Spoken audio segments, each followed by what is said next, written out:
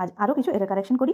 খুব common error correction কিন্তু খুব আসে, ইম্পর্টেন্ট। এসএসসি সেকশন অফিসারে এটা এসেছিল, the two first to arrive were the lucky recipients of a surprise gift আর নো এরর আছে। তো এখানে 1 2 3 4 কোনটাতে এরর আছে? তো এরর আছে ফার্স্টেরটাতে, 1 নম্বরটাতে। কেন এরর আছে? দেখো এই যে ফার্স্ট কথাটা FIRST, ফার্স্ট কথাটা, এটা কিন্তু অর্ডিনাল নাম্বার, ঠিক আছে? আর এই যে TWO2 এই কথাটা কার্ডিনাল নাম্বার, ঠিক আছে? তাহলে ফার্স্ট, সেকেন্ড, থার্ড, ফোর্থ এগুলোকে বলা হয় অর্ডিনাল নাম্বার, আর 1 2 3 4 5 6 7 8 9 10 এগুলোকে বলা হয় কার্ডিনাল নাম্বার। অর্ডিনাল সব নাম্বার সবসময় কার্ডিনাল নাম্বারের পরে বসে, আগে বসে না। এটা স্ট্রাকচারটা কিরকম হবে? স্ট্রাকচারটা হবে অর্ডিনাল নাম্বার, কার্ডিনাল নাম্বার, তারপরে নাউন, ঠিক আছে? তাহলে এখানটায় কারেক্ট সেন্টেন্সটা হবে the first two to arrive, তাহলে ফার্স্ট হবে আগে, ঠিক আছে? বা first two, third two, second two, এরকম করে যাই আছে না কেন, মোট কথা অর্ডিনাল নাম্বারটা আগে আসবে, কার্ডিনাল নাম্বারটা পরে আসবে। এটা ছিল এরর। আচ্ছা, পরের এররটা আসি। Even today it is incredulous to think that men have worked on the moon.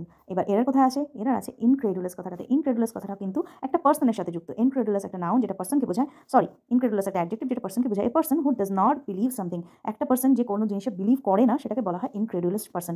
তো এক্সাম্পলটা কি? সে লুকড ইনক্রেডুলাস, তাকে কিরকম দেখাচ্ছে? ইনক্রেডুলাস দেখাচ্ছে। কিন্তু এখানটা কিন্তু ইনক্রেডুলাস হওয়ার কথা না, কারণ এখানটা কিন্তু মানুষ নিয়ে কথা হচ্ছে না, এখানটা কিন্তু ফ্যাক্ট নিয়ে কথা হচ্ছে। ফ্যাক্ট নিয়ে কথা হলে হবে ওটা ইনক্রেডিবল বা আনবিলিভেবল বা সারপ্রাইজিং। তো তাহলে এখানটা ইনক্রেডিবল কথাটা আসার কথা, তাই এটা হয়ে যাবে। এটা অ্যাকচুয়াল কথাটা কি হওয়া উচিত? Even today it is incredible two think that men have worked on the moon. এটা এখনো অবিশ্বাস্য ভাবতে লাগে যে মানুষ কিন্তু চাঁদে পৌঁছে গেছে।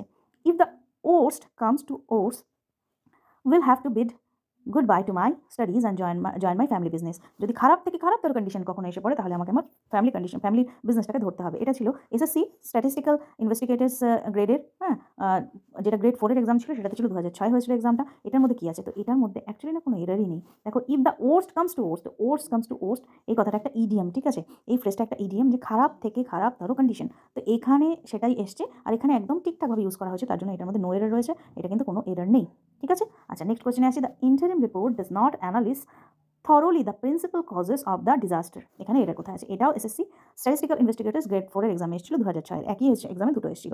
তো এখানটা দেখো, এখানে ইনকারেক্ট ওয়ার্ডটা হলো প্রিন্সিপাল, PRINCIPLE। এই প্রিন্সিপাল একটা অর্থ, এই প্রিন্সিপাল আর একটা অর্থ। তো এই ফার্স্টে পিএলই কথাটার অর্থ হলো রুল, বিলিভ আর ভ্যালু।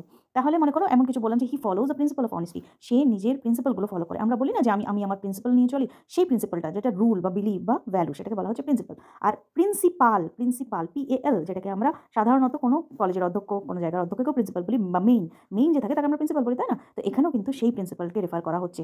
তাহলে এটা কি হবে? অ্যাকচুয়ালি কারেক্ট সেন্টেন্সটা হবে এরকম যে the interim report does not analyse thoroughly the principal causes. কি কজেস? প্রিন্সিপাল কজেস না, কজটা প্রিন্সিপাল নয় কিন্তু, রুলস কজেস না, কজটা হলো main causes, the principal causes of the ডিজাস্টারের মেইন কারণগুলোকে ইন্টারিম রিপোর্টটা দেখানো হয়নি রিপোর্টটাতে। তো এটা ছিল আমাদের আজকের এরর।